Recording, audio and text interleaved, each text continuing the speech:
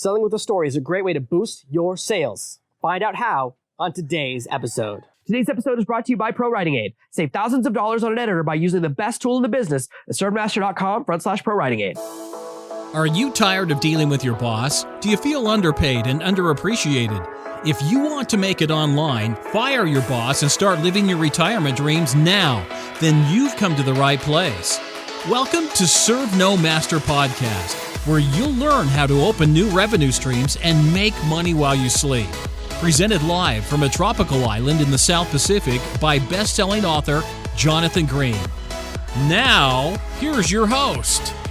Producers are very excited about this topic, and I'm excited to be here with you in my garden. And speaking of the garden, what I want to start by talking about is one of the greatest athletes of all time, Michael Jordan. Michael Jordan in around 1983, 1984 was going from playing basketball at North Carolina. He was about to start playing professional, going from college to professional. And he was trying to figure out what to do. And it began with, well, whose shoe am I going to wear? Now, we all know now that it's Nike, but at the time, that's not who he wanted. He wasn't able to get who he wanted. And he went to a lot of different companies, and Nike offered him the craziest deal. They had the biggest ideas. They showed him all these custom shoes. They offered him an insane amount of money. And he goes, I don't like those shoes. They're high tops. I like low tops. They go, no problem. We'll cut them down. You can design the shoe. This was the first time an athlete got to have their voice heard, where he goes, here's what I like as far as design. And so they modified the shoe to match what he wanted. 30 years later, billions and billions of dollars of sales of Air Jordans. There's a whole world of sneakerheads and people that know all the different types, like, oh, that's a 94, that's a 93, that's a this, that's a that. I don't know that much about shoes. I know a little bit. I did some research for today's episode, and I was really fascinated by it. And the importance of this story is that we buy from people, not brands. People are far more important. What we really want and we care more about is the person or what they are and what we represent when we're wearing their brand. That, oh, maybe if I wear no one thinks if you wear shoes, you're going to jump higher. But if I said to you, hey, when you wear the shoes Michael Jordan designed, a little bit of his magic gets passed on to you. Sounds a lot more believable, right? Because we're designed to believe stories. And why do you buy? Is it brands or endorsements? What large companies end up doing is spending thousands, then tens of thousands and millions, and even billions of dollars building up a really big brand. And they go, oh, we want everyone to know our brand. But guess what? People don't care about brands. They really don't. Very few of us have an emotional connection or care when a brand goes out of business. I used to really like eating dinner at Boston Market. High quality dinner at a good price. Then they all disappeared. Did I cry? No, I don't even ever think about it except for when I'm talking about business. I think a couple still exist. Like I think I've seen one in the past 10 years, but they used to be everywhere. They used to be ubiquitous. They used to be on every street corner. They were really hot for a little while and then they all disappeared. Whew. Think about how people react to that versus when their favorite athlete retires. Very different. When I was in high school, I had a baseball game called Ken Griffey Jr. Major League Baseball. I never heard of him before, but I still remember his name now, and I learned about him. Like, oh, he must be a senior if there's a junior. I think he played for Seattle. Wish I could be 100% positive on that. I'm pretty sure it was definitely was a team in the Pacific Northwest. That's my feel in my gut. But again, this was 25 years ago, but it sticks in your brain. I've played a lot of other baseball games. I can't tell you their names. So there's something about the magic, and that's why we put celebrities. Actually, I was just having a talk with Paris about this idea. I was like, maybe we need to get a celebrity. Maybe it would be interesting if, in front of my website, there was like a minor celebrity. It would be interesting. She did not like that idea. I'll tell you that right now. She didn't fully get it. She's younger than me, and so she grew up in the idea of influencer marketing, which is, you get people based on how many social media followers they have. That doesn't really interest me as much. I don't really want to sell stuff to someone's Twitter following. Don't care about that. I'm not a social media marketer in that way. But the idea of having someone who uses your stuff, if you watch NASCAR Formula One racing, at the end of the race,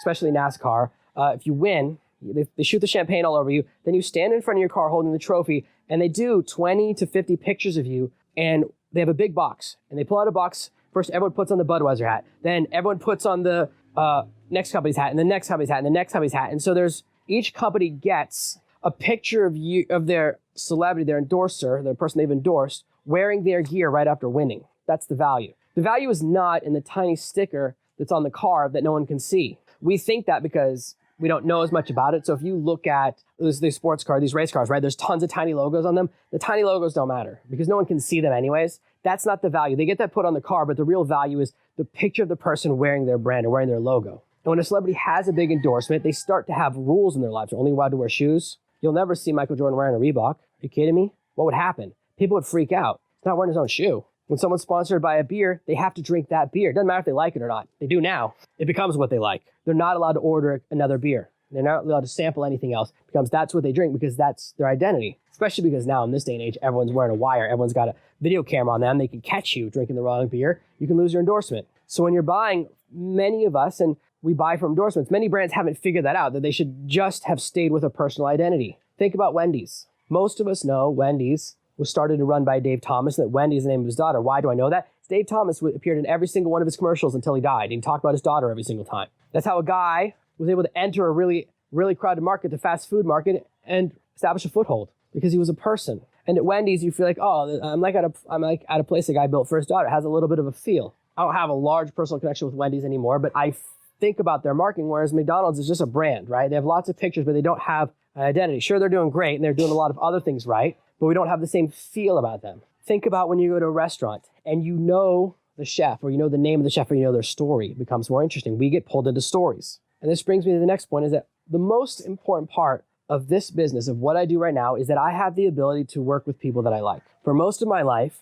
I worked with the people that would hire me. I remember one of the apartments that I had when I was living in England, one of our roommates moved out, and we had a couple of people, tour the house, and I asked the landlord, do we get to choose the next person? He goes, nope. He goes, I'm going to pick whoever's going to pay me the most. So we ended up with a roommate. It was 3 guys in our 20s and 1 guy in his late 40s. Was it weird? Yes. Was one of the other roommates actually weirder than him? Actually turned out yes. A lot of surprises in that living situation.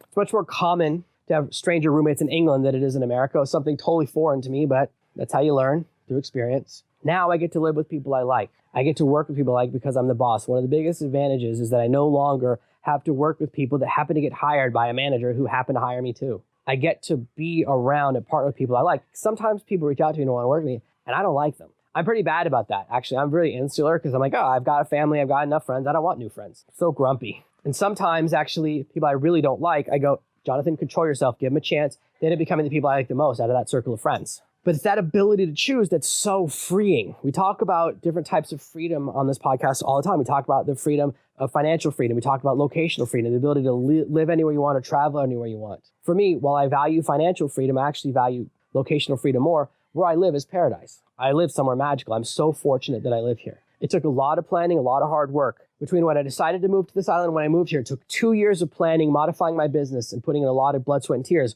But still, I'm absolutely fortunate that I was able to make this happen. And that's very valuable to me. If I lived in America, I'd probably make a lot more money because I would be able to do things that I can't do here. I don't have internet during the day. How about that one? When I try to do interviews or podcasts or video recordings with other people, a lot of times there's glitches in the call. People feel like they're making a phone call in the 1970s around the world. And I don't like it. They get mad at me. I go, it's not my fault. It's where I live. What can I do? If there was better internet, I'd pay for it.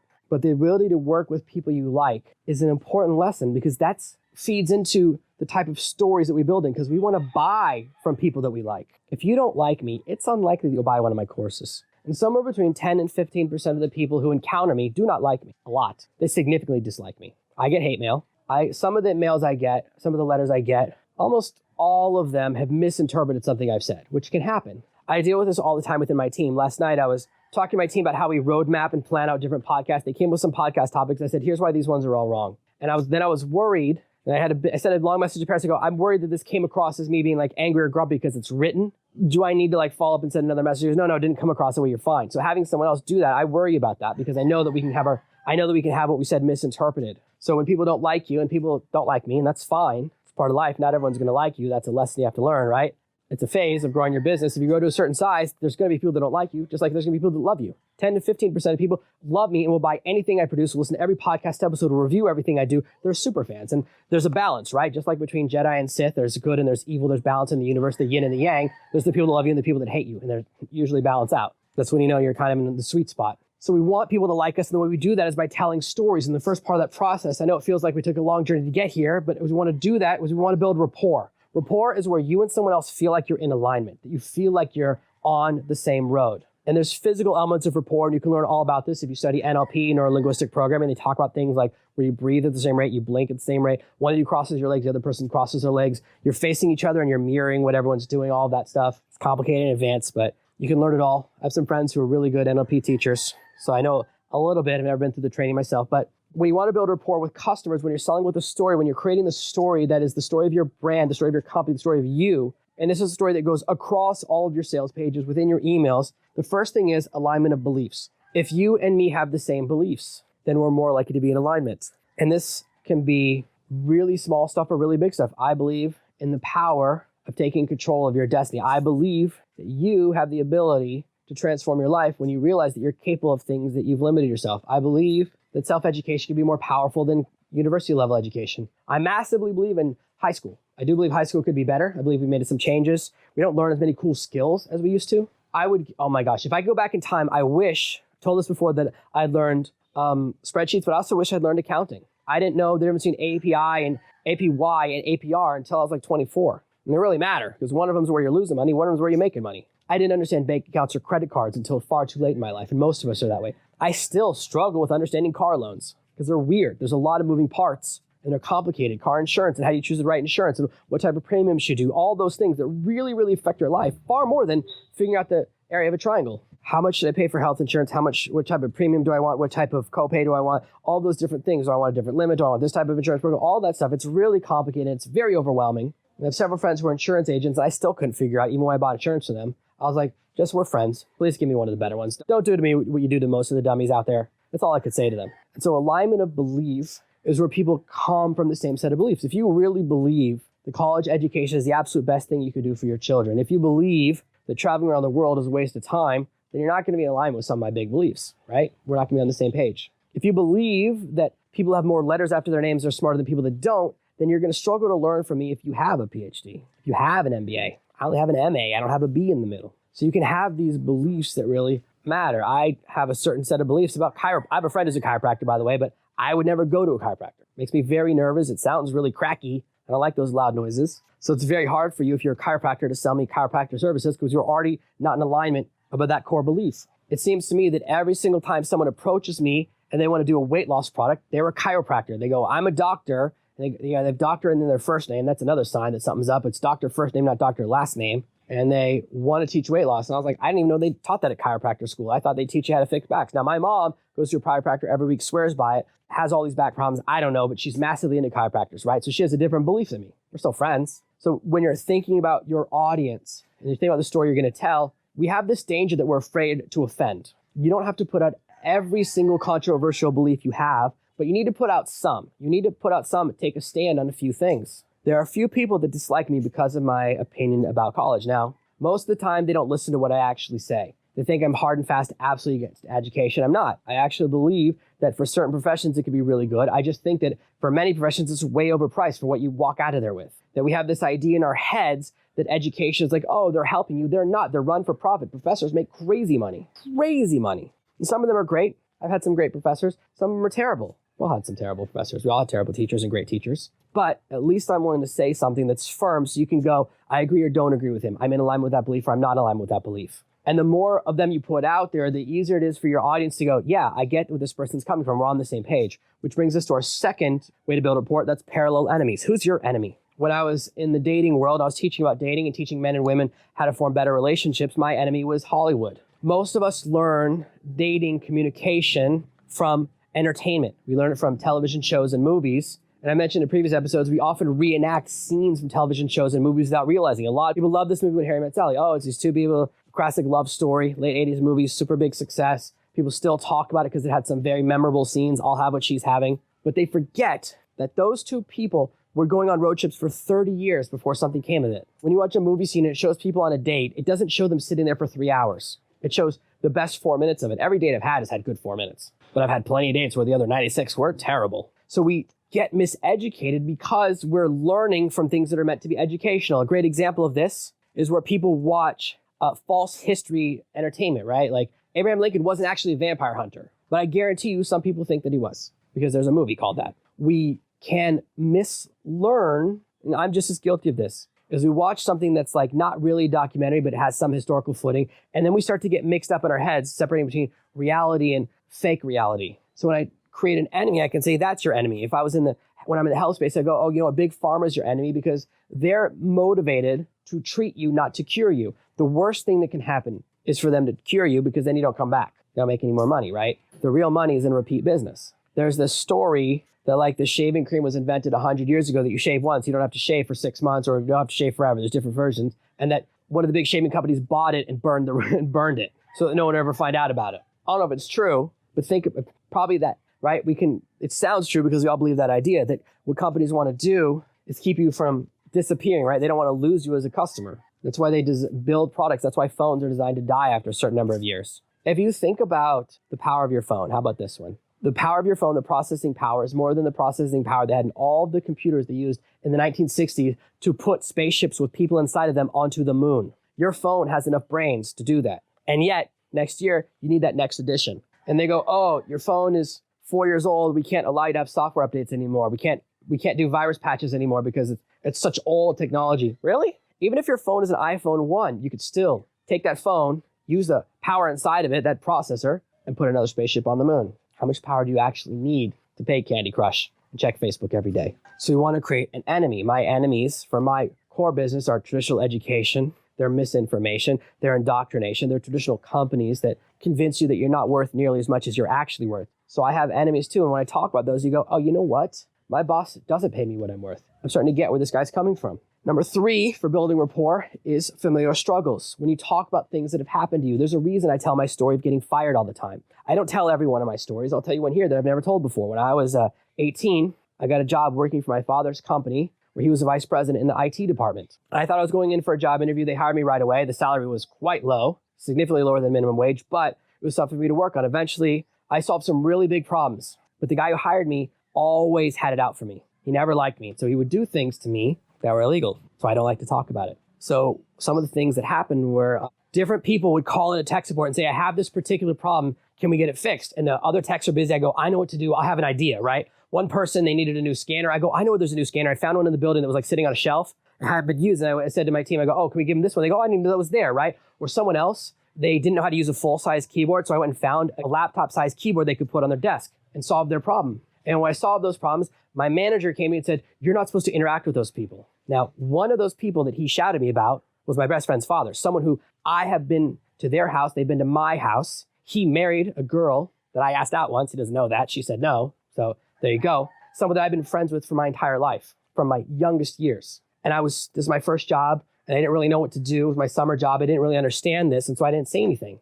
And then eventually, they moved me to a room away from the rest of the team that was actually not a room. It was the telephone switch room. So the walls are covered in like telephone wires and stuff. And I had to go through all of the old computers and erase their hard drives and put new software on their hard drives so that we could donate them. And I would do that 8 hours a day. I did that all summer. And he had a meeting with me where he said some stuff. And he said, you're not allowed to tell your father. This is between you and me. And I didn't say anything at the time because I was so intimidated. But I now realize, especially because my father is my legal counsel of record, that saying that is illegal. You're not supposed to do that to people. You're not supposed to tell a young person that they can't tell their parents about what's happening at work, okay? That's the same type of horrible stuff that adults say to children when they do a horrible thing to them, right? Keep this a secret. You're not allowed to tell your parents. Big red flag. I did tell my sister because I'm not a complete idiot. And she goes, that's horrible, but you're going to be out of there in a couple of weeks. So it's not, you go, let it slide. But I didn't keep it a secret from everyone, but I never told my dad about it. Probably even now, he's retired. He'd probably still be mad. It was a horrible thing to do. So I don't like to tell that story because I don't like to tell stories where I'm vulnerable. But if you've had something like happen to you, you probably feel more rapport with me right now. You get where I'm coming from. If you've had a boss do something to you that took advantage of your ignorance, whether it was messing with your paycheck, messing with your hours, messing with how you felt about yourself, all those things where they said, oh, you're not allowed to talk to your union rep, that's real naughty. And they'll do it if they can get away with it, right? Remember, I hadn't done anything wrong. There was never complaint from anyone at that company about me. Every task they gave me, put in front of me, I solved it, I did it, I helped everyone. But he just hated me because he felt like I got the job because of my dad. I said, you're the one who hired me. If you didn't want me, just don't hire me. I don't care. I thought I was going to do a job interview. I was shocked when he goes, okay, you're starting right now. And I said, what? I thought this was an interview. So I certainly didn't go into that mindset that something had been set up for me. I can understand, right? I can absolutely understand being like, oh, someone's taking advantage of their familial relationship to get a leg up in the world. And I'm going to do everything I can to get revenge on them. Not really healthy when you're 30 years older than somebody. It is what it is. You might think exactly that I was in the wrong. How dare I? I didn't know. I was just trying to get a job in IT to see if I wanted to work in tech support for the rest of my life. But you might think that, oh, you would have killed for an advantage like that. And I totally understand that. But if you've had a boss that's treated you poorly because something was outside your control, something that's not your fault, then you know where I'm coming from. So when we're creating our story, especially when we go to our sales stories, what we want to go through is the hero's journey. And I cover this in great detail in some other episodes and some other trainings, but I want to give you a rough idea here. I always want to do. Hero's journey, best way to learn is watch Star Wars, first episode, episode 4. That's the perfect version of the hero's journey. Someone starts out at a static place in life. Something happens that pulls them into action. They discover a mentor. They discover an adversary. They lose to the adversary. They learn more from the mentor. Something happens to the mentor. Something happens that pushes them back. They go through a whole journey. They have a success, but not a massive success. And by the end, they're back to another static place where they're no longer in active combat, right? So that's why when you read sales letters and really good sales letters, they tell a story of someone who found a cure from someone else who shared it with them. And they go, now that my life is better, I want to share it with you too, because I want to pass on that knowledge. I fought the big pharmaceutical company, and now I'm ready to share that knowledge with you. I've been up to the mountain, I've come back, and I've survived, and I want to help you. That's the hero's journey. I tell you all the time about bad things that happen to me, not because I want you to feel bad for me, but because I want you to learn without learning the hard way. I want to help you avoid those struggles and pains. If I can shorten your learning cycle, shorten your success cycle, then I've succeeded in what I've done to teach you. And so the hero's journey is about taking people on your journey where you had it hard. There's some people that meet me that think I've always been successful. I wish that were true. I wish I didn't have to live in my mom's basement. I wish that I didn't live on my friend's couch in a studio apartment for a year and a half. But we all have different struggles, and I know that you've had different struggles than mine, and you've been through things that are more painful than me and painful in different ways. And so I'm not here to say that my suffering was greater than yours. I'm here to simply say that I've been on a journey. And then when you start to sell stuff, you can tell your stories and bring people on your journey, and that's how you become more than a commodity. Nothing that I teach is 100% unique or original. I didn't invent podcasting. I didn't invent blogging. I didn't invent writing books or ghostwriting or anything else that I teach. The difference between me and everyone else is my identity, which is why we're digging so deep into who I am and who I'm teaching to. That's how you tell a story. That's how you get people engaged with you. If people can hear your story, even if it's through a brand, it's through a brand you created. And it's the journey and your message, whether that message is every time you buy a pair of socks from us, we donate a sock to a homeless person. Or every time you buy from us, we donate clean water to a village. That can become part of your story. So you can create stories in other ways. But the important thing is to always create an identity. What you don't want to be is a corporation. You don't want to be a machine. You don't want to be a newsletter, because then people just see it as a list of products, not as a person creating things who they want to support. There are people who will email me and say, Jonathan, I'm thinking of buying this course. Do you have a link so I can buy it through your link? That's very kind. That really helps my family every single time you do that. Don't think ever that it doesn't mean something to me. Every single time you click one of my links, go through a product through my affiliate link, or one of my recommendations, or buy one of my courses, it means something to me, because it's you helping my family, and that's why I want to help your family. We have a connection, and that's how I'm more than a commodity. My stories, my personal experiences, my journey, all the things that I've done, the totality of me as a person, living on an island, the kids I've had, all of those stories that I share with you, that's what makes me different. And you might hear those stories and they repel you, and that is true for 10 to 15% of the people, but the other 85% are pulled towards it. Some are along the spectrum of a little bit interested to, wow, this is the best person I've ever connected with. Some people have a massive connection with me, and I love that. I connect with them even more. They email me more, I email them back more. I do everything I can to be there for them 150%. If you're selling the same widgets as everyone else, how do you get to the top? You become a story. Why does everyone buy GoPros? They were first to market, but come on, there's a lot of other amazing editions of the same thing. Nothing they had is proprietary. What they did is they combined 3 pieces of equipment that the military was using and made it into a thing. And originally they were going to make it all for surfing, and that became the first story. When you think of GoPro, at least when I think of GoPro, I think of surfing, and then I think of X Games type stuff, right? That's our vision. But a lot of people use it for more than other things, but there's a story there. And stories are how you can turn a commodity into something that's more. The more you can create that vision, the more people will pay for it. I have a really nice wedding ring from my favorite designer that I bought. It's black and looks cool because I like black. I never wear it. Why? Because I go to the gym every day. When I'm lifting weights, it gets knocked against it, it hurts my finger. So instead, I bought a rubber ring. My latex wedding ring, which looks exactly the same, you can't tell from across the room. So the other ring is usually in my safe. I only wear it on special occasions. I wear the rubber ring most of the time. It cost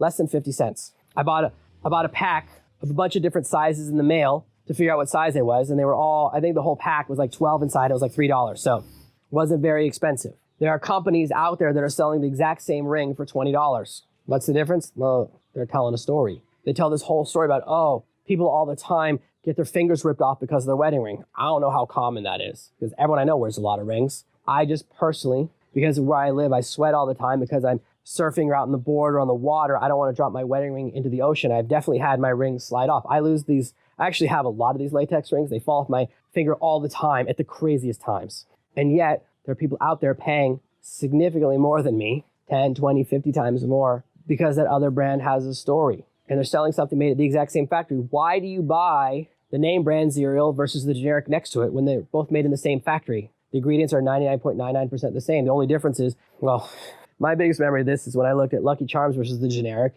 It's like, I recognize these shapes. I can't even tell what those shapes are. I want the marshmallows with the shapes I recognize, right? That's what you're paying for. When it's your parents' money, you don't mind doing that. When it's your own money, suddenly the generic doesn't seem that bad. So creating a story starts with understanding the power of who you are and your identity, how it can help you with your selling, discovering the ability to generate rapport by having alignment of beliefs, developing parallel enemies, and telling and sharing familiar struggles so that people go, I know what you believe. I know what you're fighting against, and I know where you're coming from. That's how we become friends with people. And that's how you can make a lot more money by selling with a story. Thank you for listening to this week's episode of Serve No Master. Make sure you subscribe so you never miss another episode.